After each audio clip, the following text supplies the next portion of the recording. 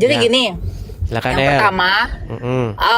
kemarin kan Bang Edis ada diskusi dengan, dengar ya suaraku ya? Dengar, Oke, dengar ya? dengar. Kemarin kan Bang Edis ada diskusi dengan RK masalah Yesus Yesus punya Punya Tuhan, Tuhan. tentang diksi Yesus punya Tuhan. Ya, nah kalau masalah Yesus punya Tuhan itu kita juga bisa menerima itu karena ada penjelasannya untuk itu sesuai dengan apa yang dijelaskan oleh Bang Edis gitu. Cuma kemarin itu ada pertanyaan Bang RK dalam pertanyaannya tentang subordinasi. Jadi subordinasi itu tingkatan hierarki di dalam Allah Tritunggal itu. Nah, Bang Edis mengatakan bahwa Yesus lebih rendah daripada Bapa. Oke, Yesus lebih rendah daripada Bapa. Nah, sekarang kita mau konfirmasi. Makanya aku tadi WA Bang Edis, cuma Bang Edis belum bales. Tadi aku tanya, Bang Edis, maksud Bang Edis mengatakan Yesus lebih rendah daripada Bapa itu dalam apanya? Dalam hakikatnya sebagai Allah kah? Atau dalam inkarnasinya? Nah, sekarang kita mau tanya ke Bang Edis. Apa yang Bang Edis maksudkan bahwa Yesus lebih rendah daripada Bapa itu dalam hakikatnya sebagai Allah sebelum inkarnasi atau setelah inkarnasi? Baik. Kalau misalnya ada orang yang bisa memutarkan video itu kembali, mungkin Elia bisa memutarkan itu kembali karena saya tidak pernah Ada mengatakan live demikian. YouTube-nya kan itu Bang? Ada rekamannya? Ada. Saya mengatakan bahwa Bapa lebih besar daripada Yesus karena Yesus yang Yesus. bilang begitu. Lalu perkataan itu dikatakan saya sesat. Katanya saya saksi Yehova karena saya mengatakan bahwa Bapa lebih besar daripada Yesus. Enggak, saya secara pribadi pun menentang orang yang mengatakan Bang Edis itu saksi Jehovah.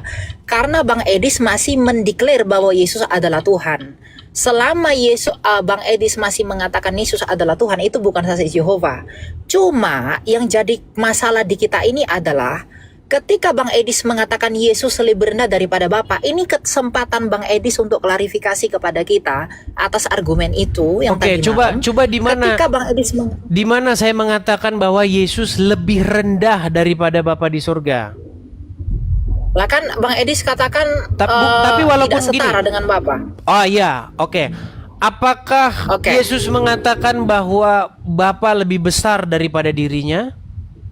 Betul. Apakah itu membuktikan bahwa itu setara? Ya, makanya yang mau kita tanyakan Bang Edis, kan di dalam pelajaran teologi kan, atau dalam pendapat bapak-bapak gereja lah, para muridnya Rasul. Di dalam Allah itu, memang di dalam Ibrani 2 ya, ayat 9 dikatakan, ketika dia menjadi manusia, dia dibuat lebih rendah daripada malaikat-malaikat. Yang artinya Bang Edis, Yesus ini memang dibuat lebih rendah dalam inkarnasinya. Tetapi sebelum dia berinkarnasi, dia tidak pernah lebih rendah daripada Bapa. Nah sekarang yang kita mau tanya ke Bang Edis mengatakan Yesus lebih rendah daripada Bapa ini ketika inkarnasi atau hati-hati itu tuh. Yesus lebih rendah daripada Bapa itu ketika dia berinkarnasi atau sebelum dia datang ke dunia berinkarnasi. Nah itu yang mau kita tahu. Jadi Bang Edis mengatakan bahwa Yesus lebih rendah dari Bapa atau Bapa lebih besar daripada aku. Itu Bang Edis maksudkan ketika berinkarnasi atau sebelum, atau itu juga berlaku ketika Yesus belum berinkarnasi. Oke, pada waktu itu pembicaraan belum tahap ke sana memang. Tetapi kalau saya itu dia Bang Edis yang mau kita tanya. Tetapi kalau saya ditanya mengenai hal tersebut, tentu saja ketika kita berbicara tentang Yesus, maka kita berbicara tentang firman yang datang menjadi manusia. Pasti itu kita berbicara tentang pasca inkarnasi. Berarti Yesus ini Bang Edis mengatakan Yesus lebih rendah dari Bapa itu ketika inkarnasinya. Karena kita tidak mengenal Yesus sebelum, karena tidak ada nama Yesus sebelum inkarnasi. Karena nama itu ada setelah inkarnasi. Oke, saya terima. Nah, sebelum Yesus ini menjadi manusia, firman Allah sebelum dia menjadi manusia sesuai Yohanes 1 ayat 1, pada mulanya adalah firman, firman itu bersama-sama dengan Allah, dan firman itu adalah Allah. Apakah firman itu lebih rendah daripada Bapa? Tidak ada pernyataan firman itu lebih rendah daripada Bapa. Kita bukan membahas firman, kita membahas mengenai Yesus, Tuhan kita. Oke, berarti Bang Edis mengatakan bahwa Yesus yang lebih rendah daripada Bapa ini ketika inkarnasinya, bukan ketika dia sebagai firman Allah di hakikat Allah Sang Bapa. Ya tentu dong. Oke. Kalau itu bagus, kita bagus. Kalau begitu saya setuju. Lalu yang kedua, Bang Edis, tadi malam itu kan RK itu membawa arah pembicaraan ini kepada Tritunggal. iya, tapi bahwa Yesus, Bang RK mengatakan tentang definisi Allah. Jadi ketika RK itu mengatakan bahwa hati-hati tuh. Ketika RK mengatakan bahwa Yesus itu juga disebut Tuhan oleh Sang Bapa dan Yesus itu juga disebut Allah oleh Sang Bapa. Menurut Bang RK, apakah pengakuan Yesus adalah Tuhan dan apakah Bapa ketika menyebut Yesus Tuhan dan Allah itu adalah sama dengan Yesus mengatakan, sama posisinya dengan Yesus mengatakan Bapa adalah Allah dan Tuhannya? Kalau di dalam Injil nih, sepanjang saya membacanya, saya belum pernah ketemu ada Bapa di sorga memanggil Yesus Tuhan. Tapi kalau Allah ada.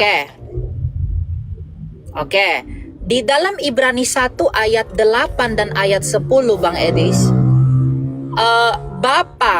Bapa menyebut Yesus itu sebagai Allah. Tentang anak, ya Allah. Tentang anak tahtamu, ya Allah. Lalu ayat ke-10, Sang Bapa ini juga menyebut Yesus Tuhan. Tapi begini, ketika kita mengatakan Yesus di ayat ke-10 Bapa, coba sebentar, ya, saya konfirmasi dulu sebentar ya. Coba baca dulu. Ibrani 1 ayat yang ke-10. Oke. Dari ayat 8, 9. Ini Ibrani, buka Alkitab aja. Ibrani 1 ayat 8 sampai 10. Ibrani pasal yang 1. Pasal yang berapa? Pasal 1, Bang. Ibrani 1. Udah nggak? Ibrani 1 pasal yang ke-8. Ayat yang ke-8. Ayat 8 sampai 10, ya. Ayat 8 sampai 10 saya bacakan ya. 1 8 sampai 10. Sorry ya. teman-temannya agak lemot ya, sabar. Oke. Coba Bang Edis baca deh pelan-pelan. 8 sampai 10. Tetapi tentang anak ia berkata, tahtamu ya Allah tetap untuk seterusnya dan selamanya, dan tongkat kerajaanmu adalah tongkat kebenaran. Engkau mencintai keadilan dan membenci kefasikan. Sebab itu Allahmu telah mengurapi engkau dengan minyak sebagai tanda kesukaan melebihi teman-teman sekutumu. Dan pada mulanya ya Tuhan, engkau telah meletakkan dasar bumi dan langit adalah buatan tanganmu. Oke, lalu ayat 10, Bang. Dan pada mulanya ya Tuhan, engkau telah meletakkan dasar bumi, langit adalah buatan tanganmu. Yes, berarti Sang Bapa ini menyebut Yesus juga sebagai Tuhan. Bukan, di sini bukan Sang Bapa menyebut Yesus sebagai Tuhan. Dan pada mulanya ya Tuhan. Nah, itu kan tentang anak. Bapa berkata. Oke, baik ya, saya mulai dari sini ya. Engkau mencintai keadilan dan mencintai kefasikan. Sebab itu Allahmu telah mengurapi engkau. Ya. Yang berbicara di sini siapa? Ini adalah Bapa. Sebab itu Allahmu. Karena memang bagi Yesus Sang Bapa itu adalah Allahnya Yesus. Betul. Karena bagi Yesus Bapa itu adalah Allah. Makanya dia mengatakan Allahku, Allahmu, Bapaku, dan Bapamu. Itu benar. Jadi Bapa itu mengkonfirmasi kebenaran bahwa Yesus menyebut dia sebagai Allah. Gitu. Oke. Itu benar. Jadi ketika di situ, sebenarnya itu sudah saya bahas dengan RK semalam ya. Sebenarnya ketika di situ Bapa di surga mengatakan tahtamu ya Allah, Allah di situ definisinya itu maksudnya sebagai hakim atau sebagai pemerintah yang memegang kendali, memegang sebuah kekuasaan. Ini dia Bang Edis. Ketika dia disebut sebagai Allah, Allah itu Bang Edis pahami sebagai hakikat atau sebagai apa? Jadi ketika dia disebut Bapa itu adalah Allah. Nah, ini memang kita harus kembali kepada iman gereja Bang Edis. Di dalam pengakuan iman. Jadi gini, yang saya sayangkan itu yang harus ketika Bang Edis mengatakan kita tidak boleh dengan dogma yang ruwet, lalu kemudian kita harus mengedepankan Injil yang sederhana. Saya tidak bilang kita tidak boleh. Saya tidak mengatakan begitu. Yang saya katakan, ketika kita memberitakan dogma yang ruwet, yang terjadi di belakang itu malah menjadi dalam pengalaman saya ya, malah menyulitkan begitu. Iya. Nah, tapi sebelum ke situ dulu nih, sebelum kita ke situ, saya akan mengutipkan misalnya di dalam Mazmur pasal yang keberapa kemarin ya? Kalau teman-teman ingat pasal 86 ya. Bentar ya, saya baca. Ya, sidang ilahi. Ya, misalnya nih. Ya. Mazmur pasal yang ke-86. Ya. Betul nggak teman-teman 86? Ya, sidang ilahi itu Mazmur 80-an kalau tidak salah. Oke. 86. Sidang ilahi itu Mazmur berapa sih? 86 apa 84? 8 berapa? 82. Coba 82 ya. 82. Oke. Baik. Dikatakan di sini ya. Mazmur Asaf, Allah berdiri di sidang ilahi, di antara para Allah ia menghakimi. Berapa lama lagi engkau menghakimi dengan lalim dan memihak kepada orang fasik? Berilah keadilan kepada orang yang lemah dan kepada anak yatim. Bedalah hak orang sengsara dan orang yang kekurangan. Luputkanlah orang lemah dan yang miskin. Lepaskanlah mereka dari tangan orang fasik. Mereka tidak tahu dan tidak mengerti apa-apa. Dalam kegelapan mereka berjalan, goyanglah segala dasar bumi. Aku sendiri telah berfirman, kamu adalah Allah dan anak-anak Allah yang maha tinggi, kamu sekalian. Jadi di sini Allah sendiri berfirman, kamu di sini banyak orang nih.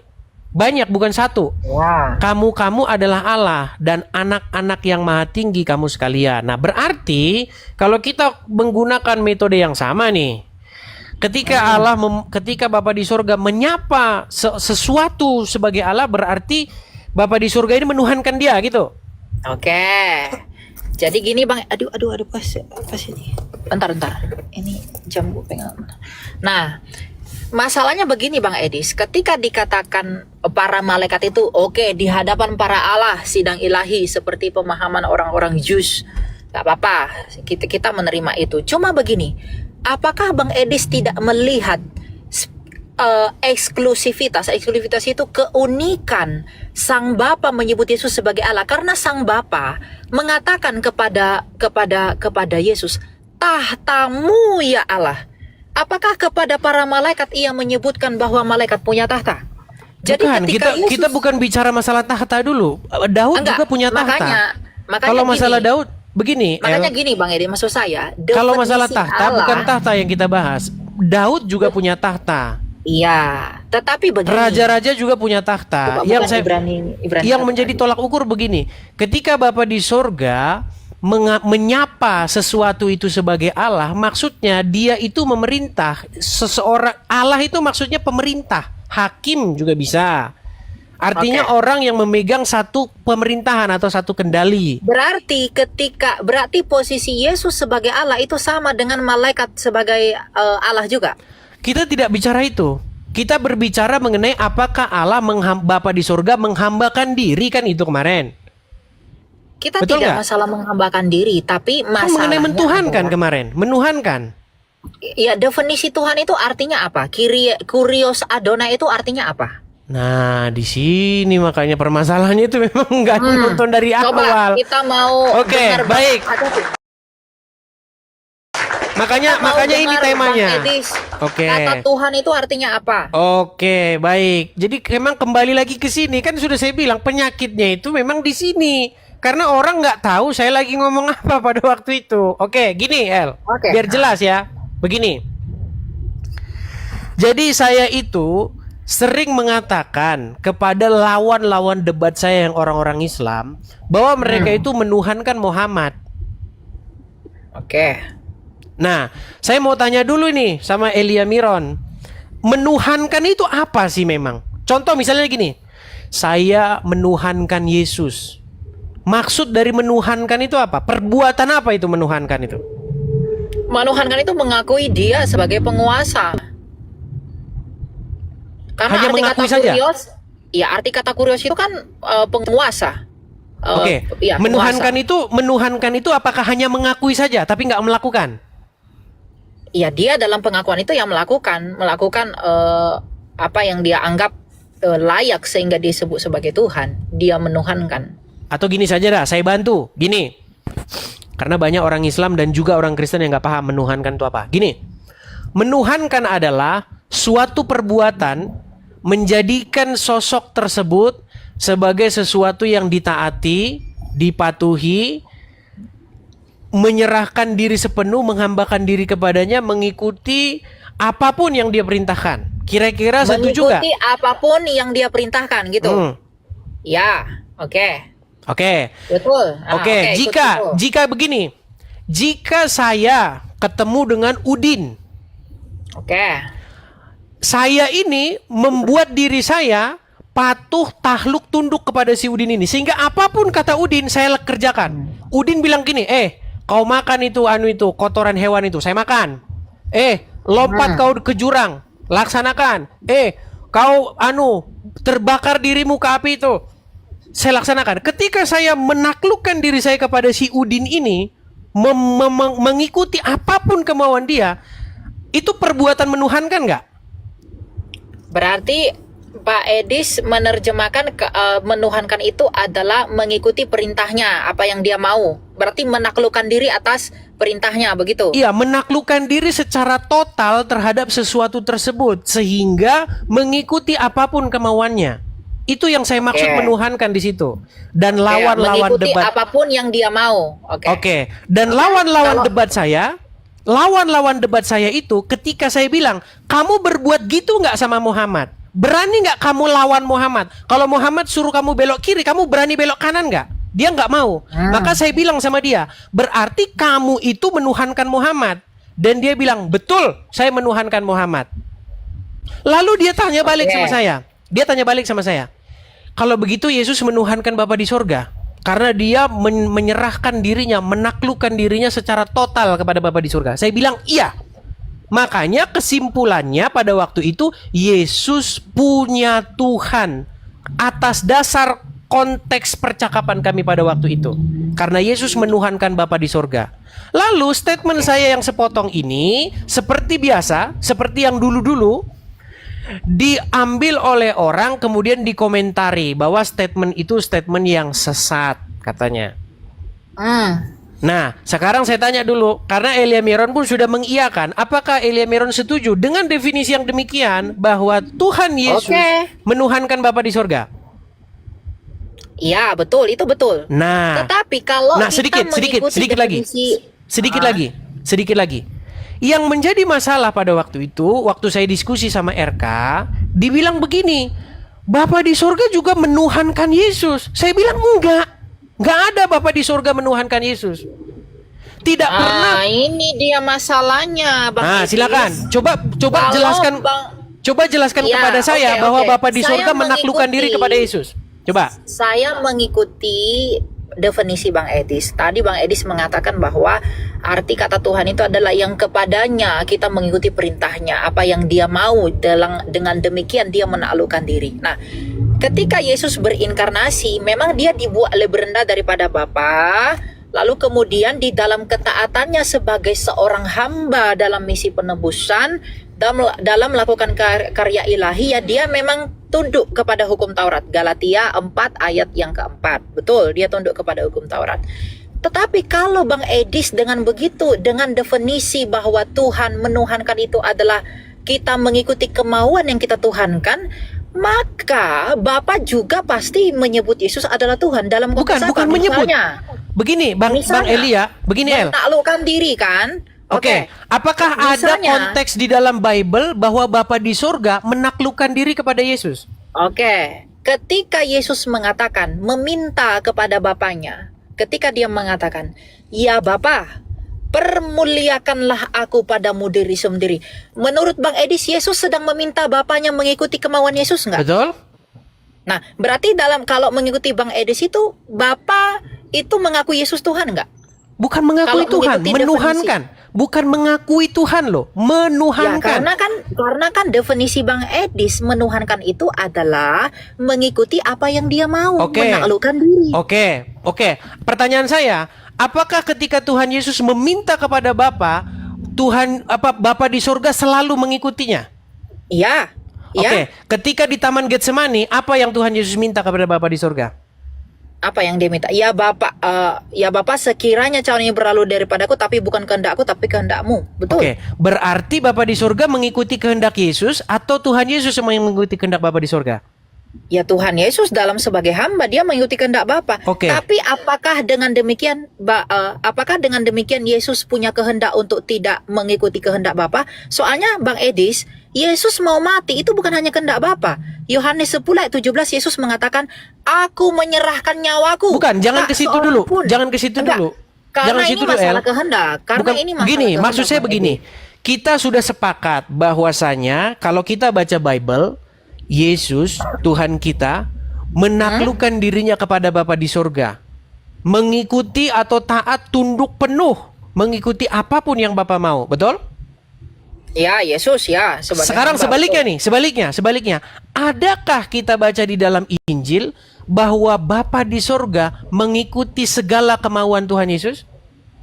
Ya iya, gimana dia tidak mengikuti firman-Nya sendiri, Bang Edis? Ya pasti dia harus mengikuti. Makanya Yesus mengatakan, apa yang kumiliki adalah milik Bapakku, dan apa milik Bapakku adalah milikku. Oke, Karena nggak mungkin dia berarti di sini bertentangan perbedaan dengan kita, El. Bapaknya. Oke, berarti perbedaan kita di sini, El.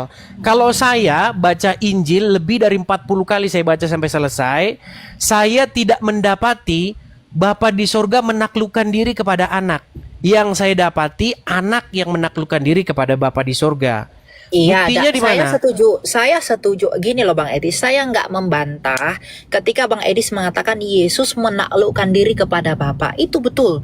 Karena dalam misi inkarnasi, Yesus memang harus menjadi sama dengan kita, mengambil bagian seperti kita yang hina ini. Bukan berarti Yesus hina ya, tapi dia dibuat seperti kita agar dengan jalan demikian kita beroleh keselamatan. Saya setuju itu. Tetapi kemudian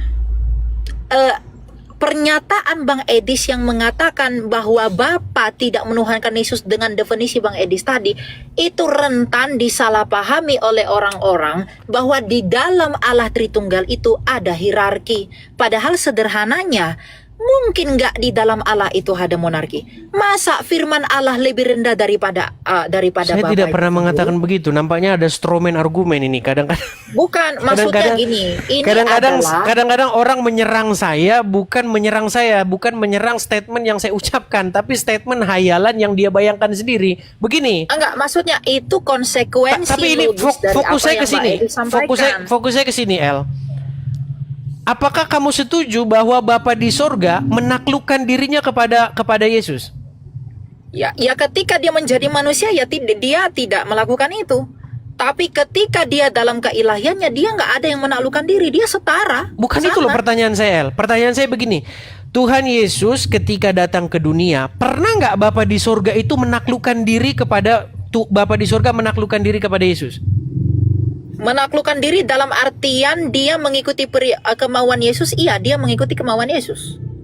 Berarti Karena definisi Bang Edis tadi adalah menaklukkan itu adalah mengikuti apa yang dia mau. Ya, apa yang Yesus minta itu diberikan oleh Bapaknya, betul. Apa yang salah dengan itu? Tapi apa kata Tuhan Yesus? Bukan kehendakku yang terjadi, tetapi Iya, kehendakmu. tapi kehendak Yesus itu apa? Kata-kata itu menjadi kunci bahwasanya Tuhan Yesuslah yang menaklukkan diri kepada Bapa di surga.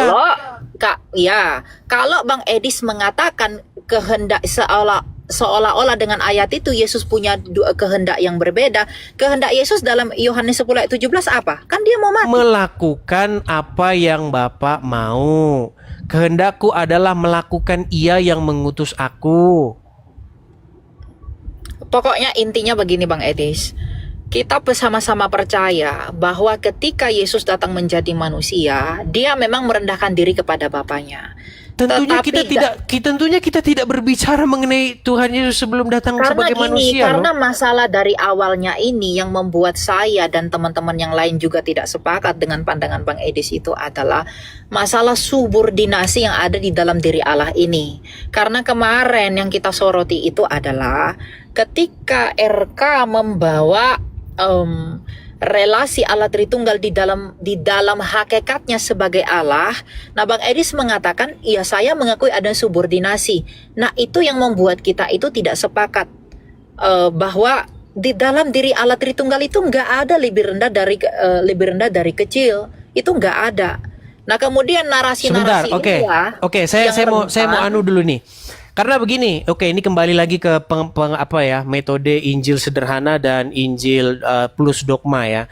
Karena di sini Elia ingin menambahkan Injil yang sederhana itu dengan Injil yang ada dogma-dogmanya. Begini, saya mau tanya dulu nih, El.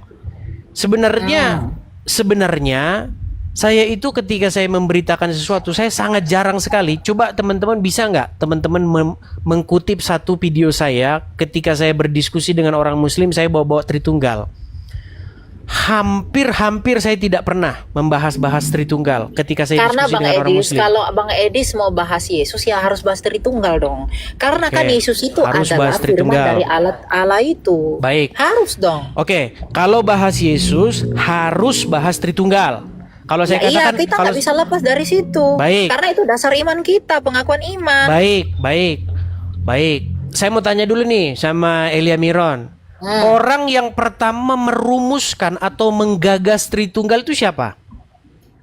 Bapak gereja di abad pertama Theophilus itu sudah mengatakan Tritunggal, Triados, Hagia Triados. Lalu kemudian di abad ketiga ada Tertullianus, lalu Oke. kemudian berikutnya banyak deh di pengakuan iman Nikea, Tritunggal juga sudah dinyatakan dalam pengakuan iman. Jadi Tritunggal itu iman gereja. Oke. Ah. Kita contohlah salah satu bapak gereja yang mencetuskan ide Tritunggal itu namanya Tertullian. Sebelum Tertullian itu yang paling awal aja Bang, Theophilus. Itu aja yang paling awal. Oke, Theophilus, tetapi kan tidak di ini ya, tidak berkembang begitu ya. Bukan tidak berkembang, ya ide dari hayat nafas Tritunggal itu sudah direfleksikan oleh para bapak gereja ini. Oke, baik. Tuh. Lalu kemudian dilanjutkan oleh Tertullianus, betul? Ya, lalu ada Tertullianus dan lain sebagainya. Oke, betul tidak Tertullian yang menggagas ide Tritunggal itu? Karena setahu saya yang menggagas pertama itu ya Tertullian. Bukan. Oke, masalah itu nanti kita bahas lagi. Intinya Tertullian itu dialah yang menggagas mengenai perumusan atau konsep Tritunggal itu. Betul nggak? Tertullian itu sendiri akhirnya meninggalkan gagasannya itu. Iya, betul. Nah, bagaimana di sini Elia Miron memaksa orang harus memberitakan Yesus plus Tritunggal, sementara Tertullian yang menggagas Tritunggal sendiri itu malah meninggalkannya. Bukan. Nah, ini Bang Edi salah, bukan Tertullianus yang menggagas Tritunggal, tetapi itu memang iman gereja sejak awal. Kenapa Theophilus tidak meninggalkan Tritunggal dengan istilah Hagia Triadanya?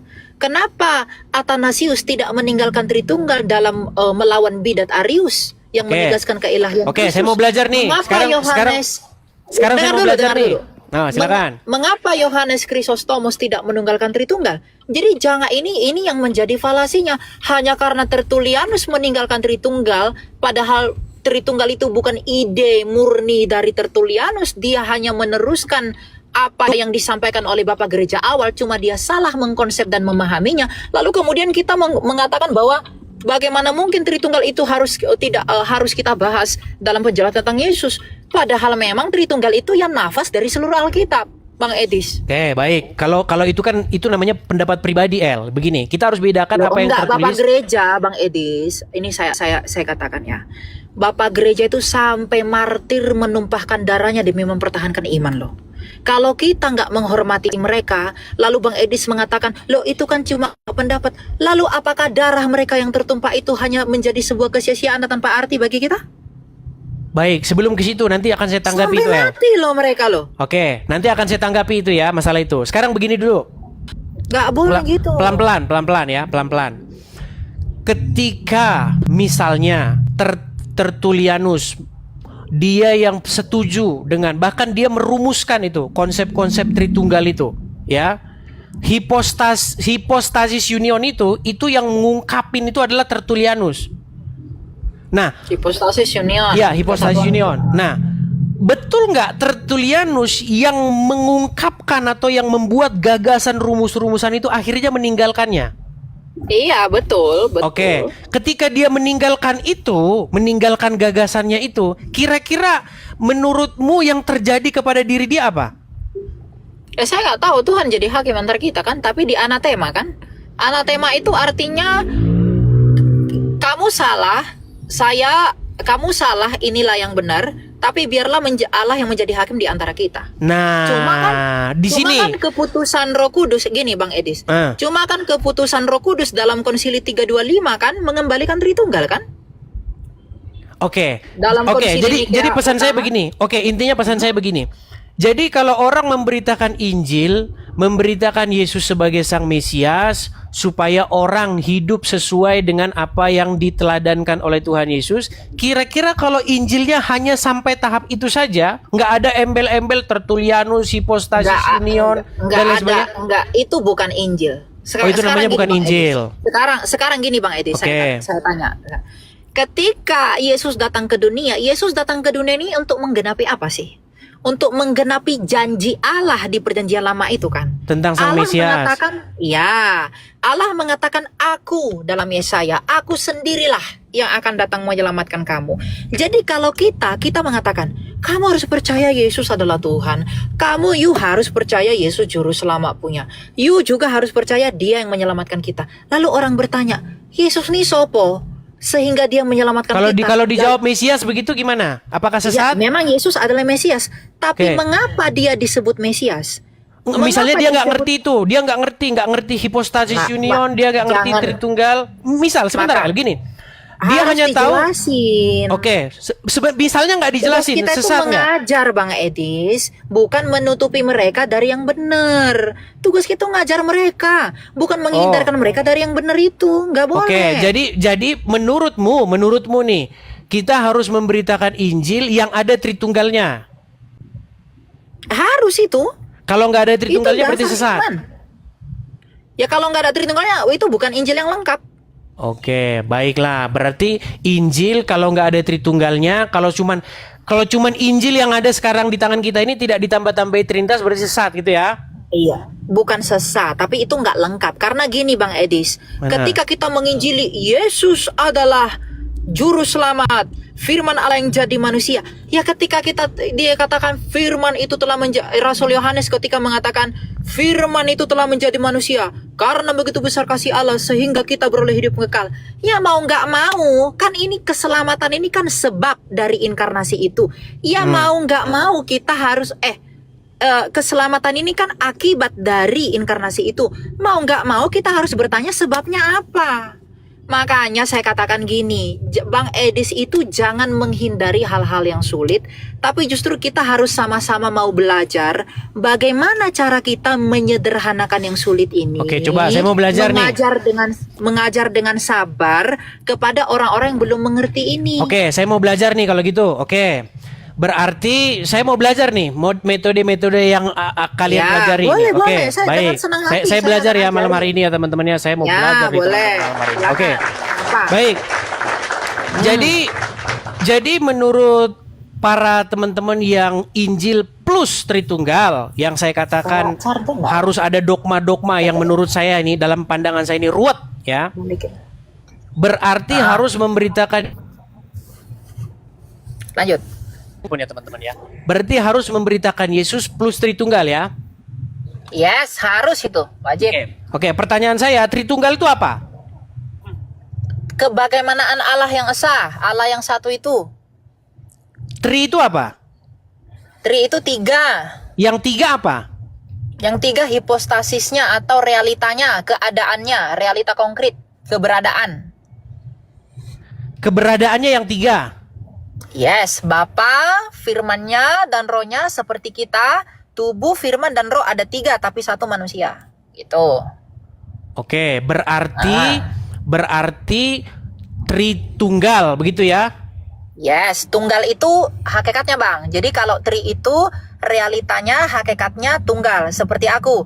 Aku hanya ada satu manusia, tapi ada 3 realita. Ada tubuhku, ada firmanku atau pikiranku, ada rohku. Tapi meskipun ada tubuhku, ada firmanku, ada roh. Bentar, kita tunggu teman-teman. Dia masih agak macet.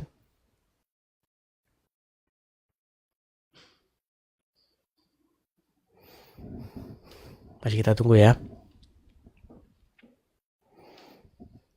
Saya mau belajar nih. Saya mau belajar metodenya mereka karena saya nggak pernah memberitakan yang kayak begini. Maksud saya bukan nggak pernah, sudah saya tinggalkan. Aduh, malah hilang. Baik, kita tunggu lagi ya. Kita masih nunggu kesempatan. Teman-teman, silakan ya. Yang mau mengatakan atau yang punya satu kesimpulan, kalau Anda memberitakan Injil Yesus sebagai Sang Mesias, Anak Allah, yang kalau Anda percaya mengikuti Dia, mengikuti turut hidup seperti bagaimana yang dicontohkannya, maka Anda diselamatkan. Tapi kalau nggak ada Tritunggalnya, berarti sesat katanya. Nggak apa-apa, kita mau belajar teman-teman. Kita belajar. Nggak apa-apa, kita belajar. Kita masih menunggu ya. Mungkin sebelum kita lanjutkan, kita kasih kesempatan mungkin yang satu kubu. Sebentar, saya lihat dulu yang satu kubu kira-kira ya. Mungkin ada. Sebentar. Kita kasih naik ada Andre, silakan.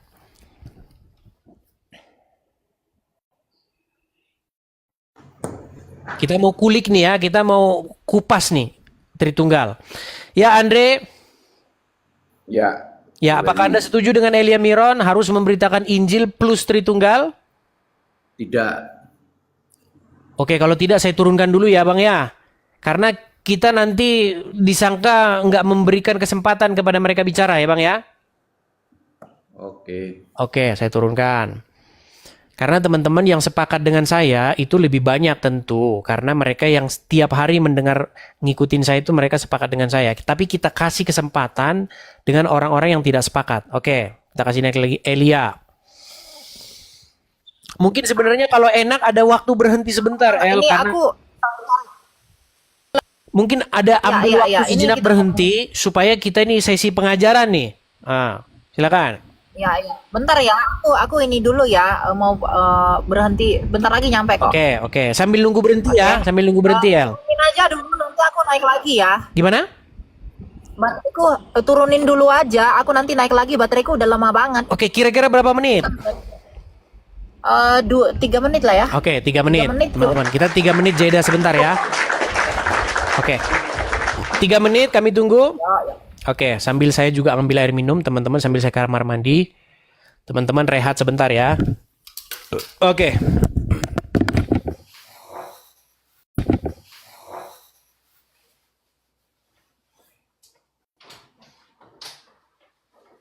Jelas, lebih keras ini daripada yang tadi. Mantap Oke. nih. Ntar ya, aku mau ini dulu. Oke, shalom semua. Shalom guys. Mantap. Ya, Silakan ya. thank you. Nah, tadi kita kan bahas Tritunggal ya. Jadi gini Bang Edis, ya.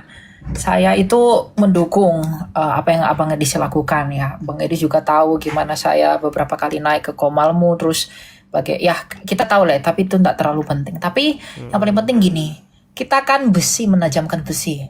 Betul. Jadi ketika saya melihat ada argumentasi yang kurang pas, nah kita harus beritahu bagaimana yang benarnya, bukan menurut diri kita sendiri, tapi menurut apa yang disampaikan oleh gereja. Gereja ini pengajarannya dari mana? Dari Bapak Gereja. Bapak Gerejanya dari mana? Dari Rasul. Rasulnya dari mana? Dari Kristus. Nah, karena Bang Edis tanya tentang bagaimana kita menjelaskan Tritunggal itu. Nah, Bang Edis harus menyampaikan bahwa Tritunggal itu bukanlah sesuatu yang perlu dipusingkan oleh banyak orang, terutama orang-orang Muslim. Saya mengerti kalau Bang Edis berhadapan dengan orang-orang Muslim, mungkin mereka ruwet, terkesan ruwet, apa segala macam, karena mereka memang nggak ngerti. Karena mereka nggak pernah punya modal untuk bisa mengerti tentang Allah yang kompleks itu. Tetapi yang harus kita ketahui, bukan berarti karena mereka sulit mengerti, kita tidak menyampaikan apa yang benar, yang sudah dipertahankan sejak ribuan tahun lalu. Nah, kalau tadi Bang Edis bertanya sebelumnya, apa itu Tritunggal? Tritunggal itu adalah penjelasan tentang bagaimana Allah kita yang satu itu. Seluruh Alkitab, Bang Edis, mengatakan Allah itu esa. Tidak ada yang mengatakan Allah itu 2, 3, 5, 10. Nggak ada. Allah itu tetap satu. Nabi Musa ulangan 6 mengatakan Allah esa. Yesus mengatakan Allah esa. Paulus 1 Korintus 8 ayat 6 mengatakan Allah esa. Bahkan setelah eranya Rasul pun, tahun 325 konsili pertama di Konstantinopel mengatakan aku percaya kepada satu Allah. Jadi memang semua orang Kristen, mau kamu nginjili ke orang Islam, mau kamu injil ke orang Hindu, Buddha, apapun yang kamu mau injili, kita harus mengatakan Allah itu esa. Tapi seperti apa Allah yang esa ini? Kita jelaskan dengan Tritunggal. Karena Allah kita itu adalah Allah yang hidup.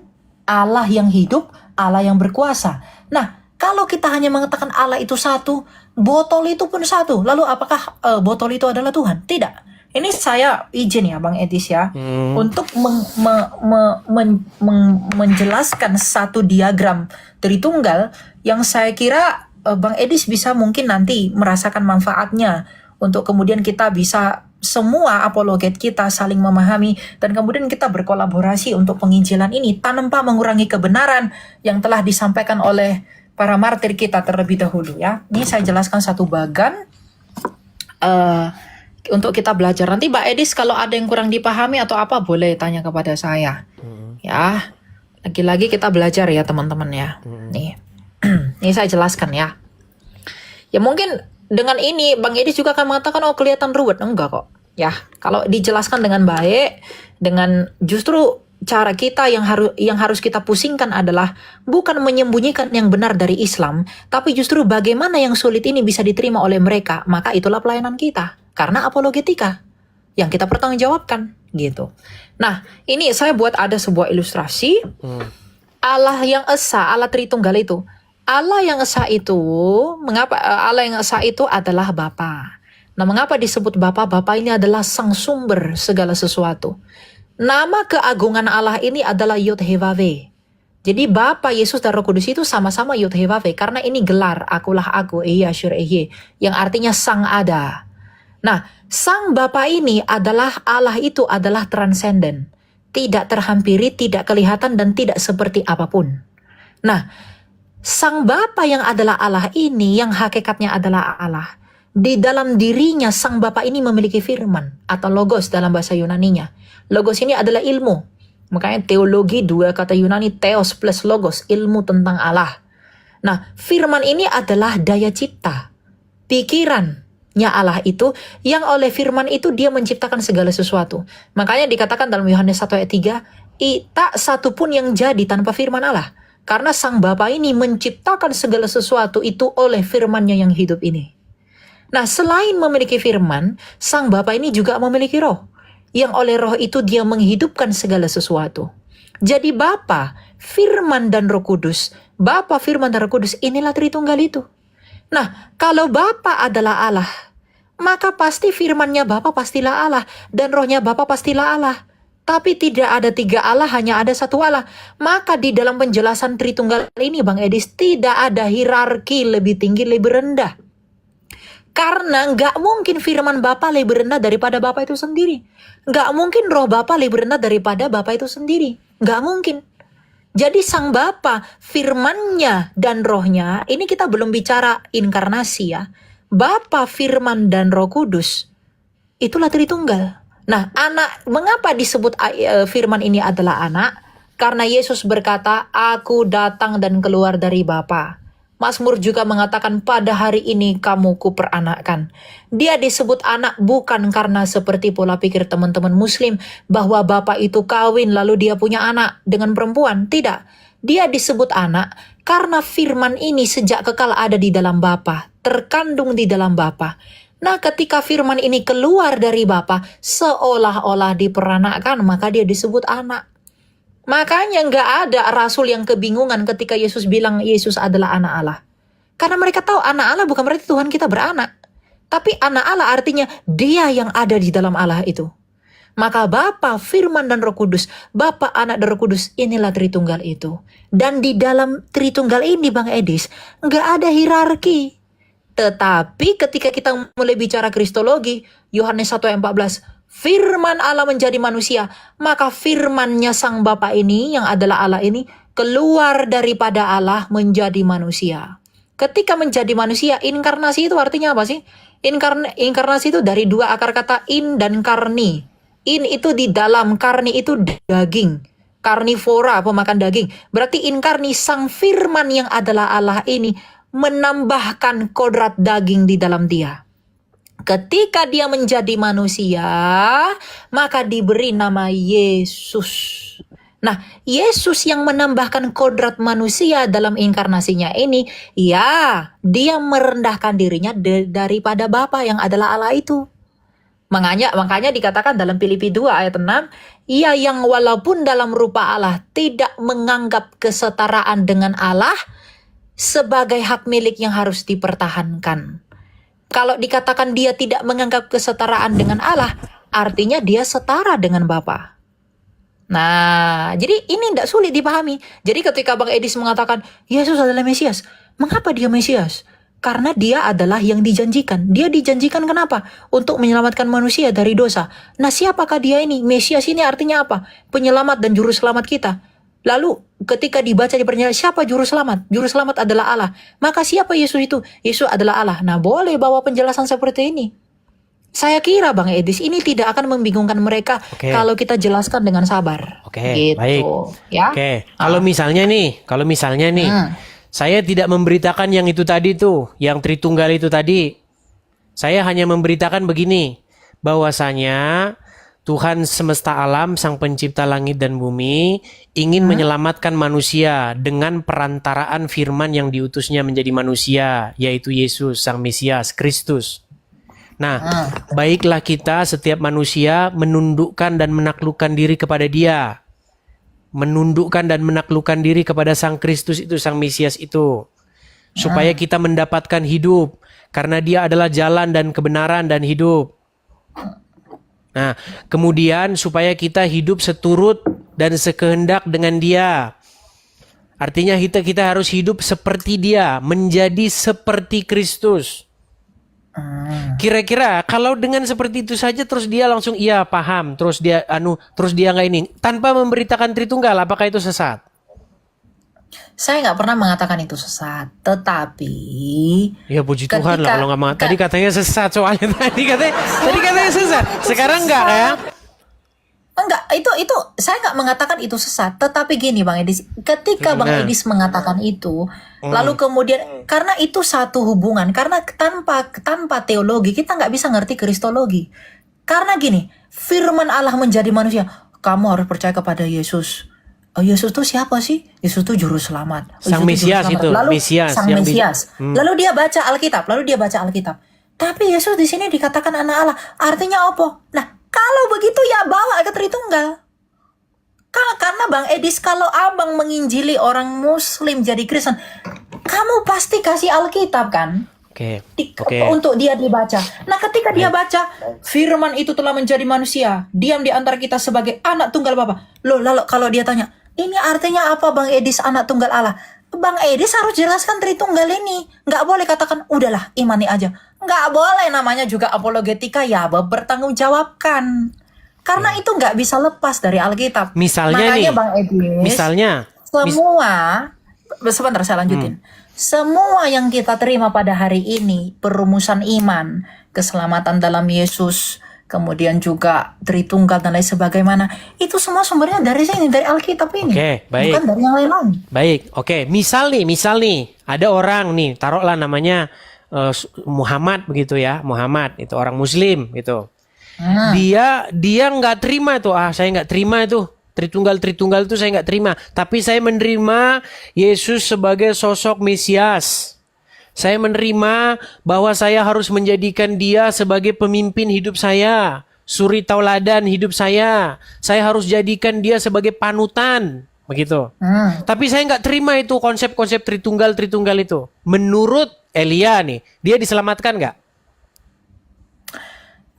Kalau dia Kalau tidak menurut beriman, saya, kalau menurut saya dia diselamatkan. Tanpa dia percaya sama Tritunggal, hipostasis union, menurut saya dia diselamatkan. Ketika dia menyerahkan dirinya kepada Yesus untuk dipimpin, dituntun supaya hidup sesuai dengan kemauan Tuhan Yesus, dia buang Tritunggalnya itu ke tong sampah. Menurut saya dia diselamatkan. Menurut Elia, saya nggak mau jadi hakim atas dia, tapi kalau memang dia mengaku beriman, bukankah seharusnya dia mempelajari seluruh dari apa yang diwariskan iman itu, termasuk Tritunggal? enggak, dia bilang begini, saya nggak percaya itu Tritunggal konsep-konsep begini tiga terus Kalau dia satu nggak jadi. percaya, berarti dia nggak percaya, Bang Berarti Edis. tidak diselamatkan ya. Sekalipun Ya, dia dia nggak hidup, percaya. sekalipun dia hidup meneladani Kristus. Dia hidup sebagaimana Kristus hidup. Kristus yang mana yang dia teladani? Kristus yang ada dalam Injil. Kristus yang dalam Injil itu yang adalah Tritunggal itu kan, yang dari Tritunggal itu kan. Saya tidak lihat kata Itu nggak bisa Tritunggal Elia di dalam. dilepas. Itu nggak bisa dilepas. Saya tidak melihat kata Karena Tritunggal gini, di dalam gini. huruf Tritunggal tidak pernah Dalam saya 1 temukan. Yohanes dikatakan, Bang Edis, kalau ada Muslim yang tanyakan, gimana isi dengan Johane Koma? Ada tiga yang memberi kesaksian di sorga, Bapa, Anak, Roh Kudus. Bang Edis akan jawab apa itu? Lalu bilang, oh nggak usah pelajari. Pokoknya kamu percaya Yesus saja. Ini nggak usah kau percaya. Padahal ada Bukan, saya tiga tidak yang bilang, memberi kesaksian. saya tidak bilang nggak usah dipercaya loh. Dia bilang begini, misal nih, saya kasih contoh nyata ya. Atau gini aja lah, saya ambil satu contoh. Saya masih ingat ini bukan begini El ya, begini. Mungkin saya tidak mau meremehkan yang muda. Kalau dari usia, Elia lebih muda dari saya, makanya saya panggil nama aja ya. Oke. Saya teringat, ini Elia dulu ketika bertemu dengan seorang TikToker besar, namanya Bunda Korla. Ya, kita coba dengarkan ya sebentar. Ini bagaimana Bunda Korla mau belajar waktu itu. Berarti saya ada bunda yang cantik. Iya benar. Iya. Tadi apa kata Trinita? Apa Trinita? Trinitas Tritunggal, Trinita. Bapak tadi Bapak. Putra dan Roh Kudus. Bentar, yang nggak ada musiknya ya. Saya cari yang nggak ada musiknya, bentar. Langit dan bumi.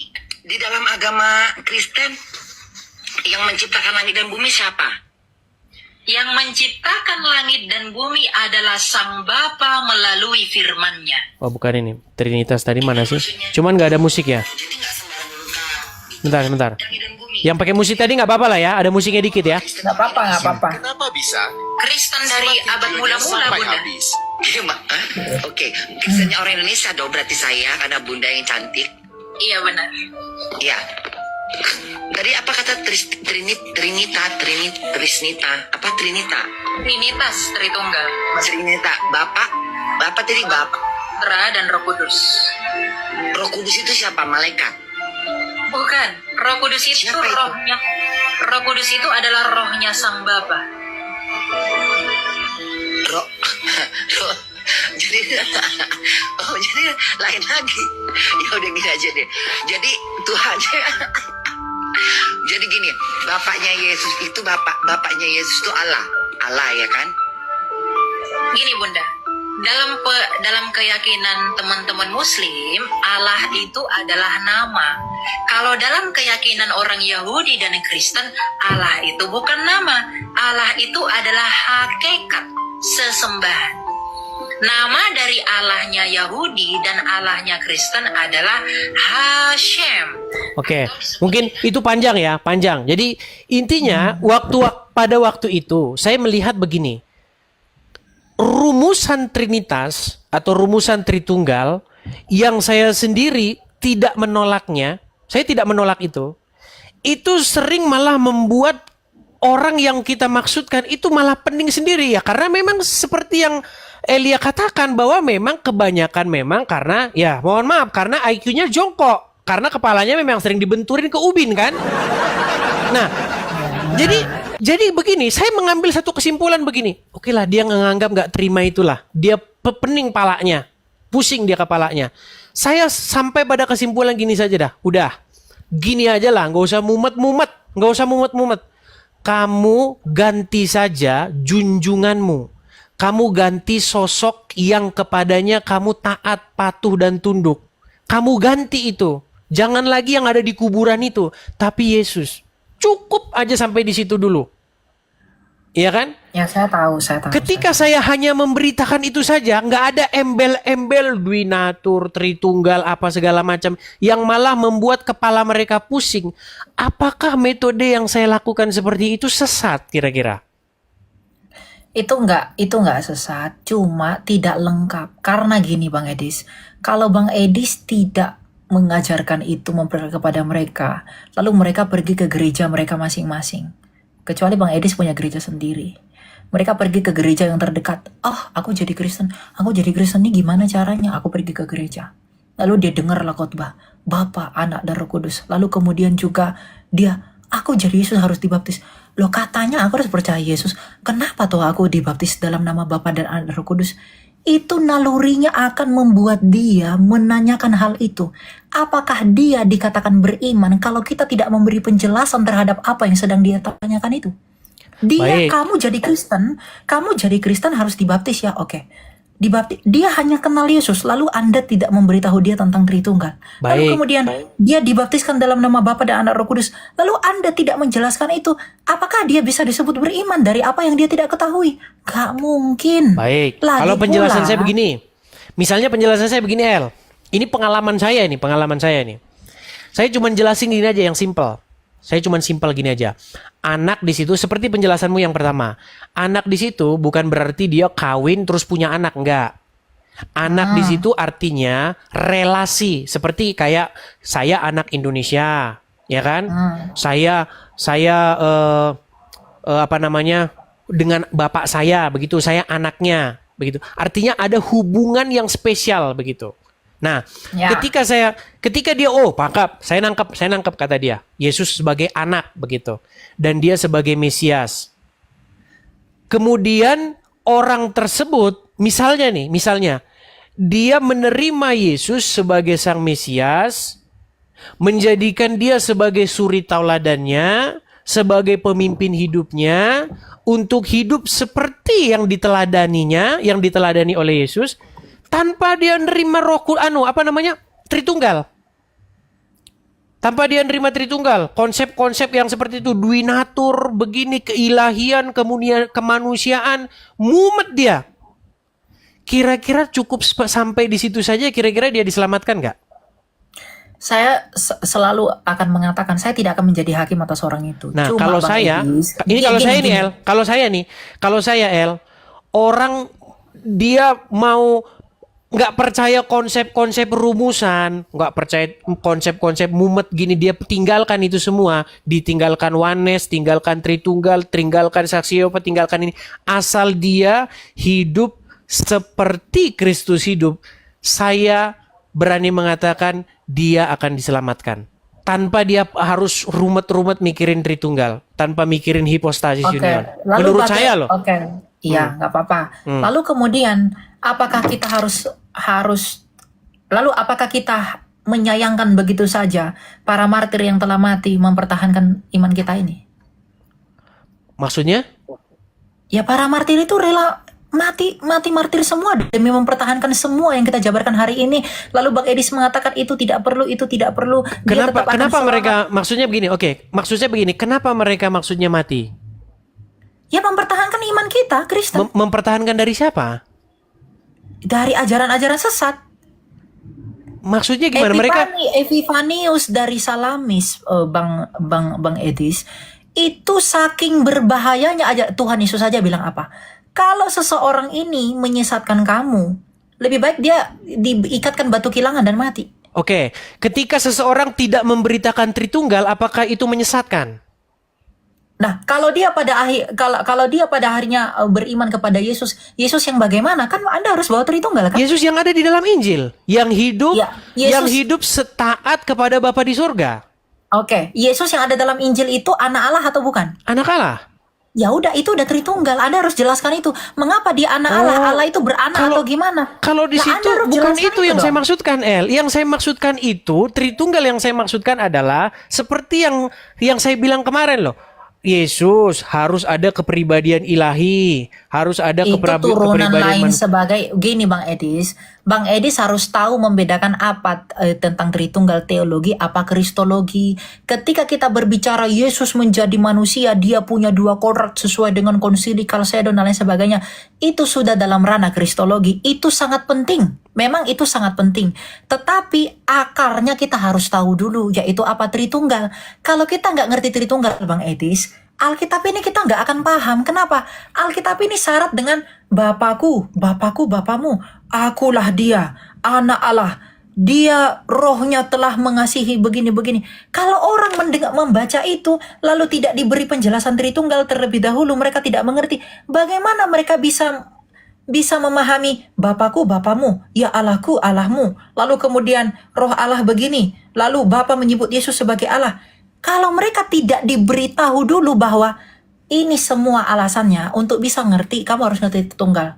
Oke, Allah yang kalau esa misalnya dia nggak begini, ngerti begini. itu, kalau dia fokus mata dia hanya tertuju bagaimana dia hidup Ya seperti tetap Tuhan teladan. yang akan menjadi hakimnya dia. Tuhan yang jadi hakimnya dia, bukan kita. Oh, kalau Tapi tugas seperti kita, Bang kalau seperti Edis, itu jawabannya saya lega. Cuman tadi saya dengar omonganmu kalau tidak percaya Trinitas, Tritunggal katanya masuk neraka. Itu tadi. saya nggak mengatakan nggak percaya Tritunggal masuk neraka. Di mana? Coba kamu tunjukin.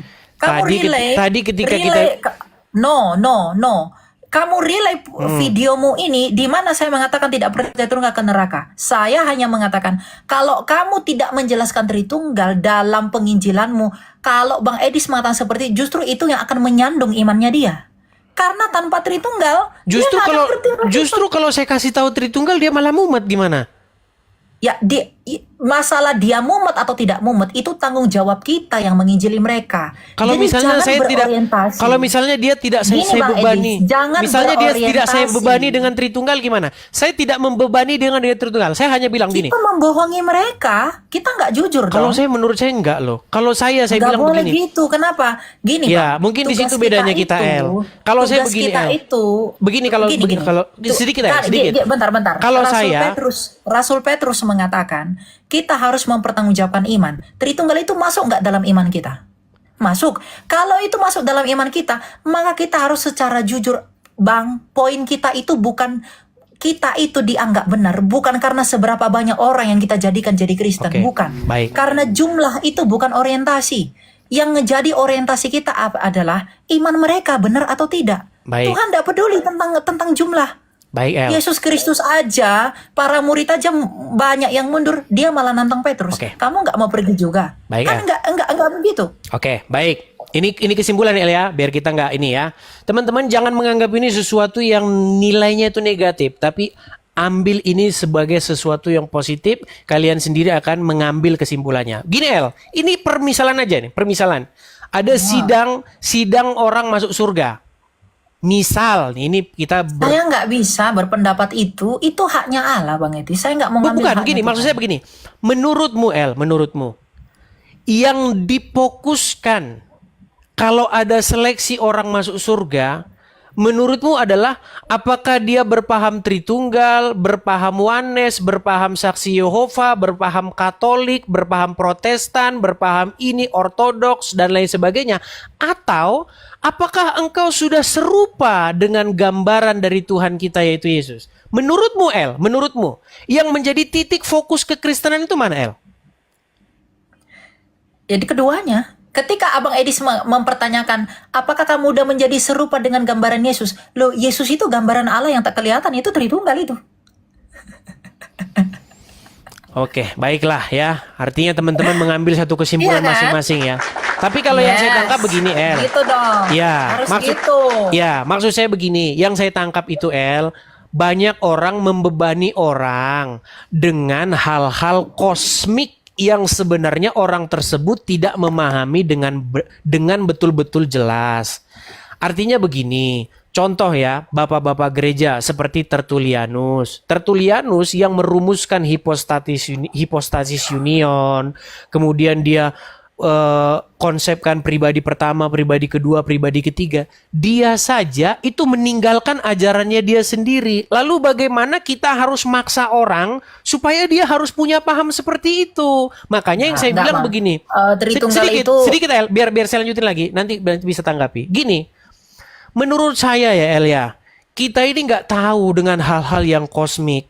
Bagaimana Tuhan Yesus sebelum turun ke dunia, dia ada sebelum inkarnasi, lalu bagaimana dia naik ke surga lagi. Kita nggak ngerti itu. Yang ditugaskan kepada kita itu adalah, wahai murid-muridku, anak-anakku yang kukasihi, apakah sudah hidup sesuai dengan teladan Kristus? Apakah kita ini sudah mirip seperti Yesus, atau malah kita ini mirip sama itu tetangga sebelah itu yang di kuburan sana itu? Kan ini pesan ini yang saya sampaikan gitu loh. Kamu mirip siapa? Mau mirip Mahmudin apa mau mirip Yesus? Kalau kamu mau mirip Mahmudin, ya kamu seperti itu jadinya. Tapi kalau kamu mirip dengan Tuhan Yesus, hidup taat, tunduk, setia kepada Bapa di sorga, maka kamu akan diselamatkan. Nggak peduli kamu nggak ngerti Trinitas kek, nggak ngerti Wanes kek, nggak ngerti. Menurut saya itu nggak masalah, El. Itu pesan itu yang saya sampaikan. Cuman sekarang banyak orang harus memaksakan. Kamu harus paham nih, hipostasis union. Oh, kamu harus paham duinatur nih. Menurut Gini, saya Bang orang nggak Edis, ngakuin itu, menurut saya nggak masalah kok. saya mengapresiasi usaha Bang Edis, keprihatinanmu untuk kemudian menginjili orang. Saya mengapresiasi itu. Karena bagaimanapun mungkin, saya tidak tahu mungkin secara kuantitas bagaimana, mungkin banyak orang yang dari seberang jadi Kristen, itu betul. Saya tidak tahu kebenarannya bagaimana ya, tapi faktanya ada gitu.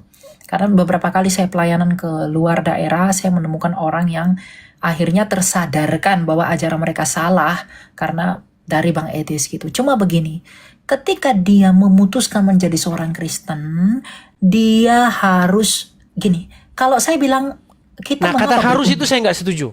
Kalau dia harus, saya nggak setuju. Ya, makanya dengar dulu. Ketika dia mengatakan dirinya adalah seorang Kristen, dia beriman kepada Tuhan, bukankah imannya dia itu seharusnya iman yang timbul dari cinta dia kepada Tuhan? Bukankah itu sebenarnya yang membuat dia harus mencari terus kerajaan Tuhan? Padahal Yesus berkata, carilah dahulu kerajaan Allah dan kebenarannya, maka semuanya ditambahkan kepadamu. Kita harus mencari kebenarannya. Kebenaran apa yang diajarkan Yesus ini. Ketika Yesus mengatakan, aku dan Bapakku adalah satu. Aku adalah anak Allah. Ketika dia mengatakan, di luar aku engkau tak bisa berbuat apa-apa. Akulah pokok anggur yang benar.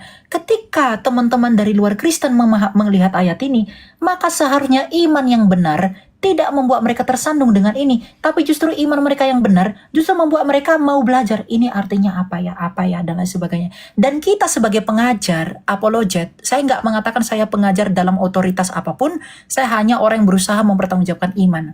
Karena saya tidak pernah mewakili gereja apapun, saya tidak pernah dapat otoritas dari siapapun. Maka Bang Edis, di dalam iman mereka ini yang ingin terus belajar ini, maka kita sebagai orang dalam tanda kutip pengajar atau apologet, justru kita harus memberi penjelasan kepada mereka. Oh begini, bukan menghindarkan mereka dari apa yang terlihat sulit. Lalu kita mengatakan, aduh, dia nggak mungkin nyampe ke situ, udah aku nggak jelasin. Itu bukan begitu sikap kita. Sikap kita adalah kita menjelaskan kepada mereka karena apa yang mereka imani itu, menuntun mereka kepada kepenuhan dari iman itu. Itu tugas Bang Edis, itu tugas saya, itu tugas kita semua. Memberitahu mereka, mempertanggungjawabkan. Petrus mengatakan apa? Berilah pertanggungjawaban tentang pengharapan yang ada padamu. Pengharapanku ya dari Allahku yang Tritunggal itu. Maka kalau kamu tanya pengharapan yang ada dalam Yesus, kamu tanya sabda Yesus, Bapakku, Bapamu, Allahku, Allahmu, ya kamu harus menjelaskan ini, bukan menghindarkan mereka dari penjelasan-penjelasan ini hanya karena Bang Edis takut mereka tidak sampai memahaminya. Lagi pula, bukan saya atau Bang Edis yang berkuasa membuat mereka paham, tapi kasih karunia daripada Roh Kudus. Apakah mustahil bagi Roh Kudus untuk memberitahu dan menyinari hati mereka? Tidak. Jadi kita jangan merasa karena penjelasanku begini maka dia bisa percaya. Karena Bukan. penjelasanmu begini, Dalam hal itu saya setuju, El. Begini, El. Makanya dengar dulu, saya Oke, silakan. selesaikan ya. Silakan. Seolah-olah kita merasa mampu kita buat orang percaya. Enggak. Tugas kita nyatakan kebenaran, jadilah saksi. Masalah dia beriman atau tidak itu urusan rohnya Allah. Apakah roh Allah berkenan menarik dia atau tidak? Kita Baik. tidak punya otoritas. Baik. Kita melakukan bagian kita, dia melakukan bagiannya. Itu doang, Bang Edis. Baik, saya tanggapi El ya. Jadi mungkin kita di sini agak sedikit salah paham nih El. Gini loh El, dalam hal itu saya setuju. Yang saya tidak setuju adalah ketika kamu mengatakan bahwa kalau kamu tidak memiliki konsep pemahaman seperti yang ini, bahwa ini harus begini, bahwa harus ada hipostasis union, kemudian harus ada duinatur. Kalau kamu tidak memahami ini, maka kamu tidak diselamatkan. Itu yang saya tidak setuju. Bahkan Itu saya tingkat katakan, kedalaman iman, Bang. Orang yang di luar, di atas-atas, ketika abang menginjili orang, kamu percaya Yesus adalah Tuhan. Ketika dia percaya masih di situ, berarti imannya masih begini. Kan iman itu bertumbuh seperti biji sesawi. ya kan? maksud saya begini, Nah, biar saya selesaikan dikit El. Gini Bang, ketika dia udah jadi Kristen berkembang ya Tritunggal itu harus dijelaskan, jangan dihindari. Saya Itulah iman yang bertumbuh. saya tidak mengatakan itu El. Yang saya katakan adalah ketika seseorang memaksakan bahwa dia harus menganut paham Tritunggal, dia Ya, harus dong. harus. Nah, ini yang saya tidak sepakat. Kamu harus mengakui Yesus begini, dia punya duinatur, dia punya begini, harus paham Kalau dia mendalami hipostasis. imannya, Bang, kalau dia mendalami imannya, Bang, lebih dalam, di atasmu, ketika baru awal Menurut kenal saya, Tuhan, makanya mungkin, gantian El. Tadi Makanya- kamu udah bicara. Ini maknanya begini El. Tingkat keselamatan itu tidak di situ El. Tingkat keselamatan itu adalah di mana dia mencintai Yesus dengan cara bagaimana? Dengan cara hidup seperti bagaimana Tuhan Yesus hidup. Dia dijadikan Yesus sebagai teladannya. Dia mirip dengan Yesus. Bukan dogma-dogma yang seperti itu. Bahkan saya katakan, bahkan jika dia membuang segala dogma-dogma duinatur, kemudian Tritunggal, kemudian itu ketong sampah, asal dia hidup seturut dengan gambar Tuhan Yesus, dia hidup mengikuti apa yang menurut saya dia akan tetap diselamatkan. ya nggak apa-apa, Bang Edis jadi penilai untuk mereka tetap diselamatkan, itu urusan Bang Edis. Saya nggak punya hak untuk mereka bilang selamat atau tidak. Baiklah, Tetapi dalam di situ kita mungkin kalau mau berbeda. kalau dia mau menjadi seorang Kristen, semakin dia mendalami imannya, namanya juga biji sesawi yang bertumbuh itu gimana sih? Iman yang bertumbuh itu ya pasti mendalami semua apa yang dirumuskan dalam iman itu, termasuk Tritunggal. Nah, sikap kita kalau dia memang mendalami iman, kalau imanmu nggak bertumbuh, kamu selamat nggak? Mungkin nggak imannya kalau dia Iman nggak yang bertumbuh itu menurut saya dibuktikan dari seseorang itu semakin mirip dengan Tuhan Yesus. Ya, semakin mirip dengan Tuhan Yesus yang bagaimana? Tuhan Yang Yesus yang ada merendahkan dalam dirinya, Bible. kan? Iya, yang merendahkan Iya, dirinya, yang taat yang kepada Bapa di walaupun dalam surga. rupa Allah tidak menganggap kesetaraan dengan Allah, dia yang rendah hati itu, dia yang di surga telah datang ke dunia ini, dia yang telah berkorban padahal dia tidak berdosa dibuat jadi dosa. Itu dogma semua nggak itu? Itu bukan dogma, itu ada dalam Bible. Yang tidak ada dalam Bible itu hipostasis union, kemudian duinatur, itu yang nggak ada. Bang, istilah Tritunggal pun nggak ada dalam Alkitab. Iya, makanya Cuma saya bilang kalau nggak ada, nafasnya kenapa itu kita ada. harus maksakan itu? Orang harus berpaham demikian. Kan itu istilah yang menjembatani apa yang ada dalam Alkitab itu. Para bapak-bapak gereja mengatasi kebingungan orang atas apa yang ada dalam Alkitab ini, yaitu dengan memberikan istilah-istilah itu, agar melalui istilah itu kita mengerti apa makna dari apa yang disampaikan Alkitab ini.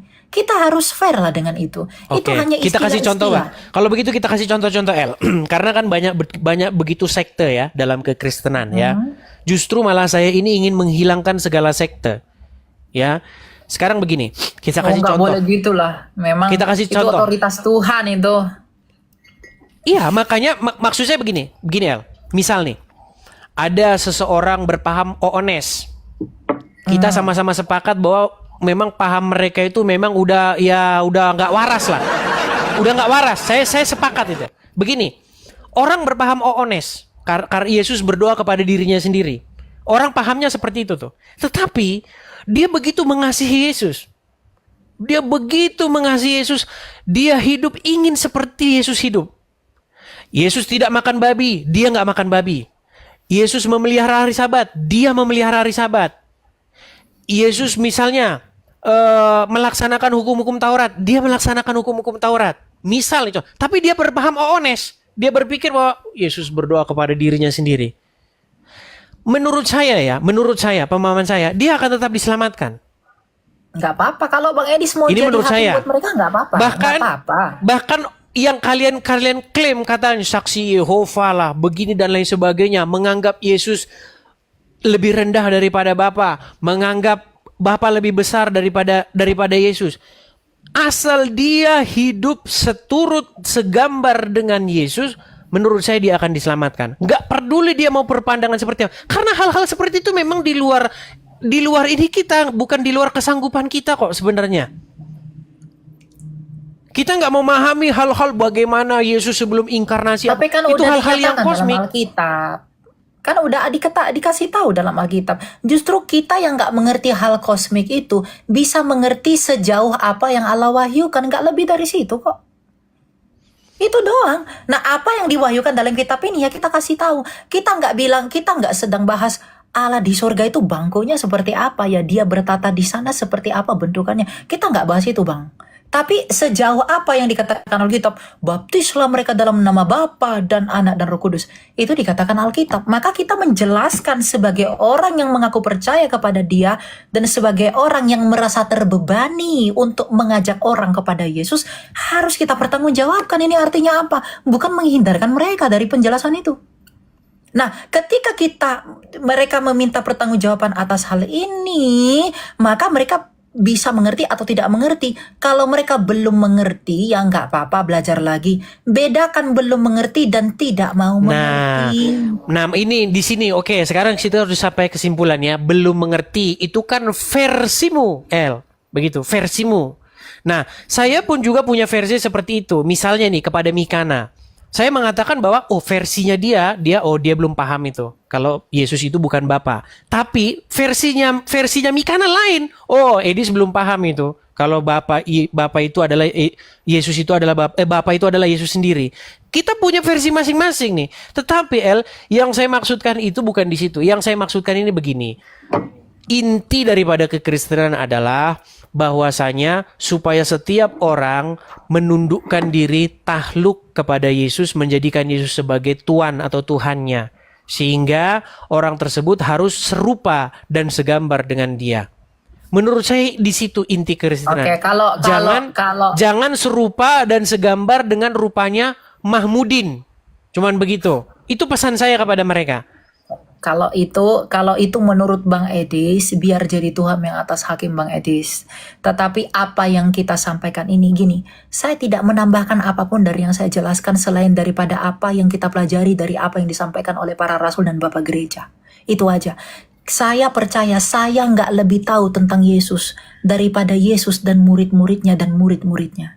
Saya nggak lebih paham siapa Yesus itu lebih daripada Yohanes, Polikarpus, Ignatius, dan lain sebagainya. Saya nggak lebih tahu tentang dia yang hidup 2000 tahun lalu, yang hidup 2000 tahun sekarang daripada murid-muridnya Yesus yang hidup bersama dengan Yesus. Makanya Yohanes mengatakan, firman hidup yang kami dengar, yang kami raba, dan kami ini dan lain sebagainya, itulah yang kami beritakan kepada engkau, agar sukacitamu menjadi penuh. Maka apa yang dituliskan Rasul ini kepada murid-muridnya, termasuk pengajaran Tritunggal, termasuk pengajaran hipostasi dan lain sebagainya, itulah yang kita teruskan hari ini. Masalah Bang Edis mereka nggak mengerti ini lain sebagainya, itu hikmat kita. Hikmat kita bagaimana? Hikmat kita bukan meniadakan kebenaran ini, tetapi menolong mereka untuk mengerti hal ini. Itu yang perlu modal itu yang perlu ada pada kita. Jadi ibaratnya begini. Kita tahu nih suatu dalam peperangan ya, karena kita berapologi dalam peperangan. Kita tahu musuh kita ini besar, kecil atau gimana. Ketika dia musuh kita ini adalah orang yang kecil, maka kita lihat kita hanya menggunakan senjata ini. Ketika dia besar, kita harus gunakan senjata yang seperti ini. Begitu juga dalam penginjilan. Kalau kita lihat dia kira-kira sulit mengerti tentang Tritunggal, nggak apa-apa, maklumi aja dulu. Nanti kemudian ketika dia sudah menjadi Kristen, kita jelasin. Atau mungkin ada orang berpolemik tentang Tritunggal. Jangan katakan Tritunggal itu nggak ada. Tritunggal itu ketong sampah, nggak boleh. Tapi justru kamu yang nggak tahu Tritunggal. Kamu Tritunggal itu apa? Oh, Tritunggal itu 3 Tuhan. Ada Maria di dalam, seperti perkataan teman-teman dari Mahmudin. Mereka mengatakan Maryam Bapa, Maryam Allah, dan Isa. Itulah Tritunggal. Mereka tersandung karena apa yang ada dalam iman mereka sendiri, maka tersandungnya mereka ini harus kita jelaskan dengan apa yang benar yang ada pada kita. Itu yang disebut dengan hikmat untuk dapat memilah-milah mereka ini. Bukan meniadakan, bukan menghindarkan pengajaran yang benar ini daripada mereka. Baik. Saya kira itu poinnya Bang Edis, antara Bang Baik. Edis dengan saya. Jadi kita gunakan momen ini untuk saling belajar. Baik saya maupun Bang Edis. Bagaimanapun Rasul Yohanes mengatakan, saya tutup ya dengan ayat Alkitab. Nanti Bang Edis boleh tambahkan, silahkan. Silakan. Tapi dari saya tutup ya dalam Alkitab, dalam Wahyu ya. Wahyu 22 ayat yang ke-18 ya dan berikutnya. Aku bersaksi kepada setiap orang yang mendengar perkataan-perkataan nubuat kitab ini.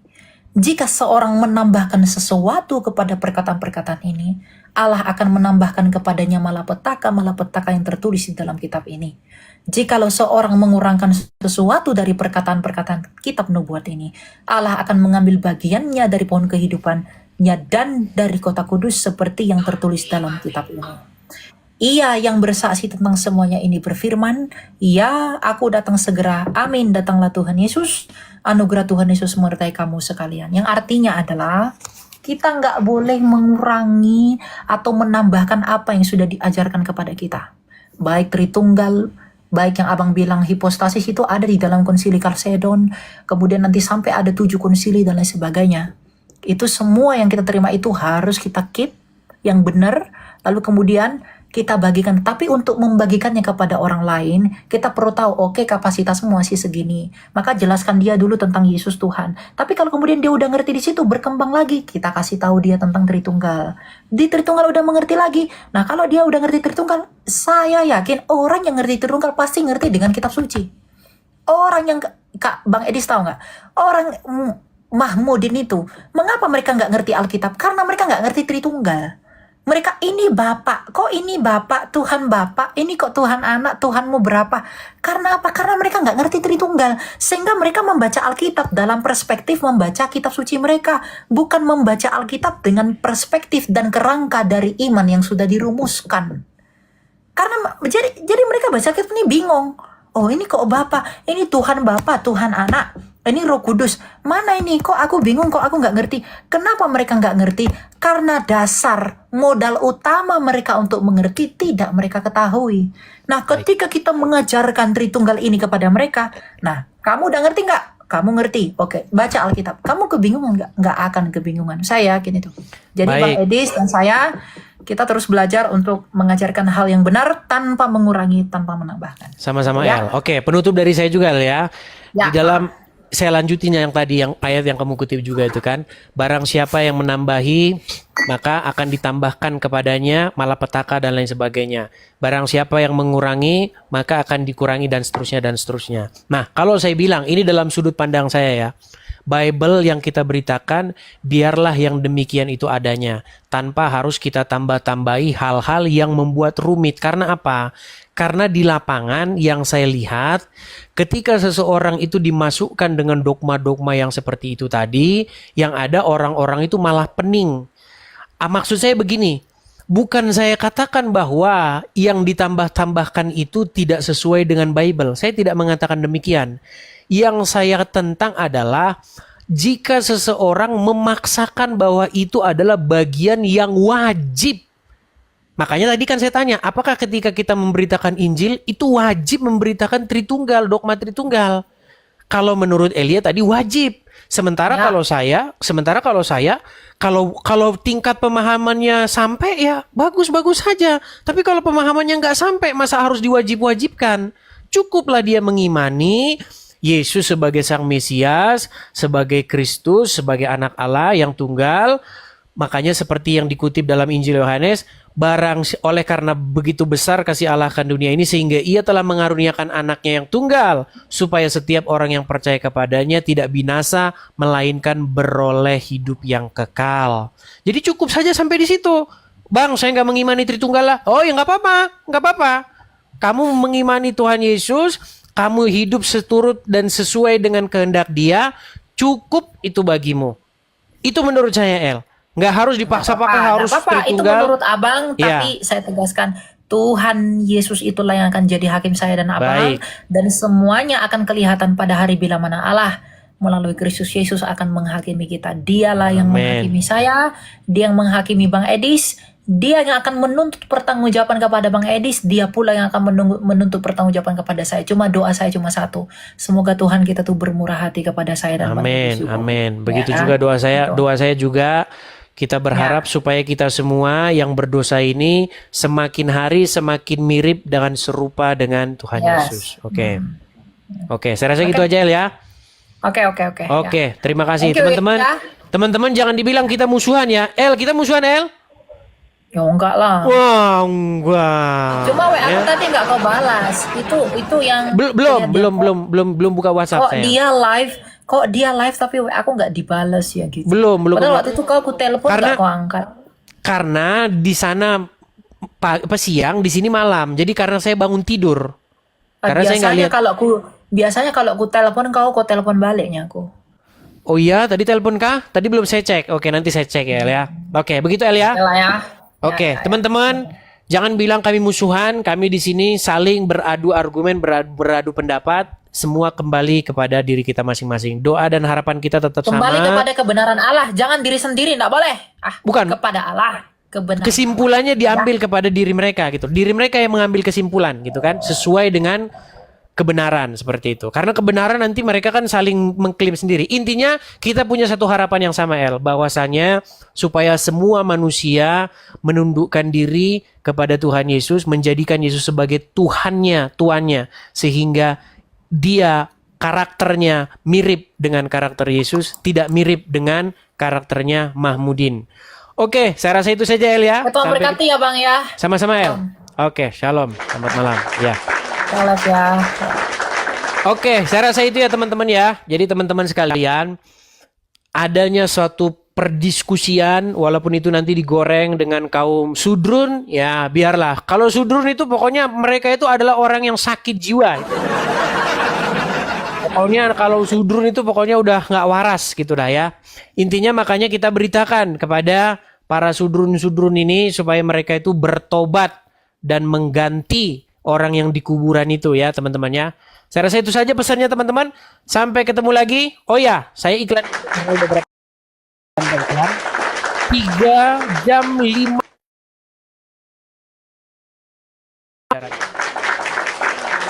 3 jam 55, hampir 4 jam. Kita iklan teman-teman ya. Jadi teman-teman sekalian, info bahwa program pendirian rumah apologet kita itu sudah hampir selesai teman-teman, dan kurang hanya sekitar 9% lagi. Jadi teman-teman sekalian, bagi teman-teman yang suka dengan channel Edis TV, senang ingin mensupport channel ini terus mengudara, teman-teman bisa support ya pendirian rumah apologet kita, program rumah apologet kita di yang tertera di layar sini. Saya tampilkan dulu, walaupun banyak ini orang udah pada tidur, apalagi Indonesia Timur udah pada jam 2. Ya, teman-teman bisa support saya di sini.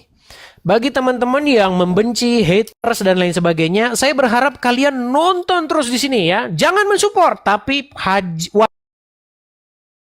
wajib nonton. Nah.